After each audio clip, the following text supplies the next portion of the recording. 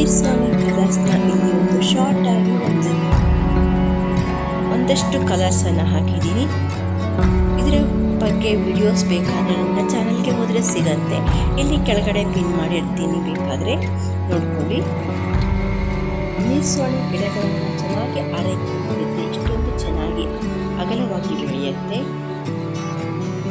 ನಾನು ಹೇಗೆ ಆರೈಕೆಗಳನ್ನು ಮಾಡ್ತೀನಿ ಅಂತ ನೋಡೋದಾದರೆ ನನ್ನ ಚಾನಲ್ನ ಸಬ್ಸ್ಕ್ರೈಬ್ ಮಾಡಿ ಸಪೋರ್ಟ್ ಮಾಡಿ. ಈ ವಿಡಿಯೋಕ್ಕೊಂದು ಲೈಕ್ ಮಾಡಿ.